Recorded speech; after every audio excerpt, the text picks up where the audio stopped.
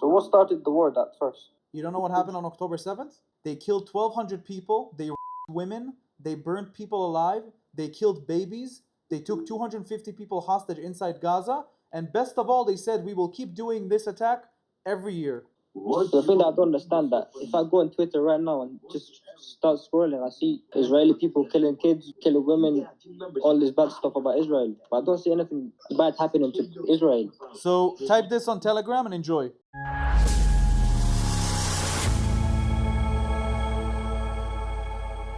So see, before Palestinians were bombed, do they get warned before they leave the houses? Yes. 10 minutes, is that true? Yes, there's a knock-knock bomb. How are there still a lot of deaths? Hamas tells them to stay inside the buildings, sometimes even locks them inside the buildings. But did you ever ask yourself how they know exactly which building is going to be bombed? So they can film it for Twitter? Maybe because they get warned. They get warned and they get locked in, so they get bombed. Hamas is relying on as many civilian casualties as possible. So the more people die, the better for them. The more you're going to get pissed, the more people from the United States are going to get pissed. So yes, even if you get warned, Hamas is going to tell you, stay inside or we're going to kill you ourselves. And still, it's going to be counted towards the death toll by the Israelis. So they stay inside and bye-bye, that's it. So what started the war at first? You don't know what started this current war? You don't know what happened on October 7th? Palestine bombed Israel. Yeah, they bombed Israel. They also invaded Israel. They killed 1,200 people. They raped women. They burned people alive. They killed babies. They took 250 people hostage inside Gaza. And best of all, they said, we will keep doing this attack every year. Every year until we obliterate the Jews. So why is that not famous? But it's not famous because the genocide of Palestine, all the bad things happening to Palestine. Why is that famous? And that's not famous. But also that term, the term genocide is factually incorrect. In order for it to be a genocide, there needs to be a deliberate killing of innocent civilians. Deliberate, meaning you specifically target innocent civilians. If I release a knock-knock bomb to warn you, is this deliberate killing? Because I'm warning you. But there's still a lot of babies that die. But that's the cost of war. Can you actually name a single war where babies and civilians don't die? Not really, but... Think about it for a second. In every single war in history, civilians, children, and women die. Why does nobody call it a genocide? Nobody. So why do we not see all this, the things that you said about Israel online? Because there's a clear bias against Israel. There's a clear bias against Israel. Israel is held to a different standard than other countries. There's more Muslims around the world than Jews. Jews don't have the power to publicize news articles like the Muslims. It's all funded by Qatar. It's all funded by Arab money. So it's incredibly difficult to fight the propaganda. And by the way, when you see a dead baby, you are not going to think rationally. You're going to see a dead woman, you're not going to think rationally. But that's exactly what Hamas is doing. They want you to be heartbroken. They want you to be sad for the babies. They want you to be sad for the women. Do you think I'm not sad for the women and babies? Of course I'm sad for the women and babies.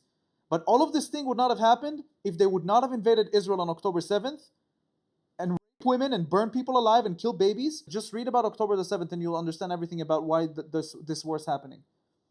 Because if you think that I'm for the death of innocent civilians, you're wrong. I'm for peace. And if people will keep threatening my country, that it's going to keep getting obliterated by Hamas and it's going to keep getting obliterated by Hezbollah, then we have grounds for war. We have grounds to start war, unless you stop and promise to never do it again. The thing that I don't understand, that if I go on Twitter right now and just start scrolling, I see Israeli people killing kids, killing women, all this bad stuff about Israel. But I don't see anything bad happening to Israel. So type this on Telegram and enjoy. Hamas, atrocities. Take a bucket so you can throw up. Hamas atrocities, and it's got like maybe 1,000 videos that Hamas themselves filmed on October the 7th. So before we started talking, you had an understanding that the people in Palestine, in Gaza, were targeted on a daily basis. Now, after you spoke with me, I just want to understand your conclusion. What do you know? What did you realize? Well, I thought that Israeli people are always wrong. They started the war. Palestinian peoples are being genocided. And now, well, after I talked to many IDF soldiers in here as well. saying that we do warn people before we bomb the houses. But I don't see any Palestinians saying that we get warned before we get bombed. But there's videos of it. There's videos of pamphlets of leaflets getting released from the sky. There's text messages. More than 7.5 million text messages were sent to people in Gaza. More than 500,000 phone calls were made to people in Gaza to tell them to evacuate. So it's facts that are on the ground. And the fact that people don't say it doesn't mean it doesn't exist. We do it in every war. We warn civilians before we bomb them. For that specific reason. So you can say this is a genocide. This is not a genocide. If I warn you before I bomb you, I want you to be safe. I want you to escape. I have no intention in killing you. So as a conclusion, I just know the facts that I didn't know about Palestine and Israel. And the camera, bro. And if this would have happened to you, if you were Israel and your country would be targeted, invaded, if you would be the prime... That is happening to my country right now. Where? Sudan. Oh, in Sudan. Can you tell me why nobody's talking about Sudan? Why? Because nobody talks about Muslims. Why in Muslim countries nobody cares about wars? Nobody cares about wars in Sudan. Nobody cares about wars in Yemen. Nobody cares about wars in Congo. Why does everybody care about the war in Israel? Because it's Jews versus Muslims. Yeah. You understand? But the Sudan war is happening between the country within itself. So yeah, it's a civil war. Sorry for everything that's going on in your country, brother. Thank you. I'm sorry for you, the stuff that's happening in your country as well. As long as I was able to open your mind a little bit, that's a victory for me. Really, that's a victory for me. And as long as you go at it from a different perspective, knowing why everything that's happening is happening. Also, why is there a war in Lebanon? Do you know? Because Hezbollah that bombed Israel since October 8th, and they sent more than 10,000 rockets into Israel since October 8th. But nobody talks about it. Nobody talks about it. But I don't think that many people died from these bombs. Let's assume for a second that Israel doesn't have the Iron Dome. How many civilian casualties would we have? It would be wiped out. We would have thousands, if not tens of thousands of casualties. So the fact that we have Iron Dome, that is making you say, "Hey, you guys have barely any casualties," it doesn't mean that we wouldn't have had any casualties without the Iron Dome. Imagine it's gone. We would have many, many dead civilians, and then the world would be, "Oh, what the hell is going on? It's justified. You're allowed to fight." But because we have no casualties because of Iron Dome, then everybody is putting a blind eye, is setting a blind eye. So Palestine has no Iron Dome.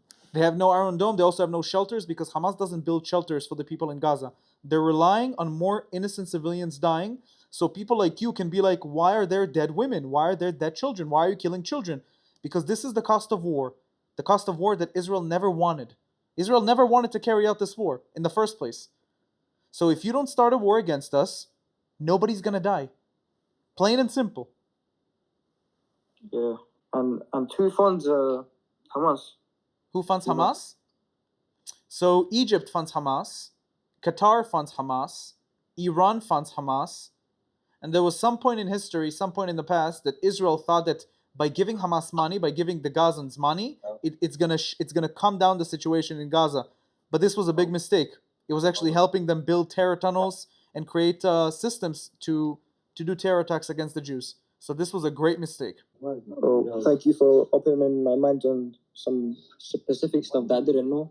Of course, anytime, brother. And I hope that you'll have peace in Sudan soon. Thank you, man. Keep doing what you're doing. Peace. Thank you, peace, brother.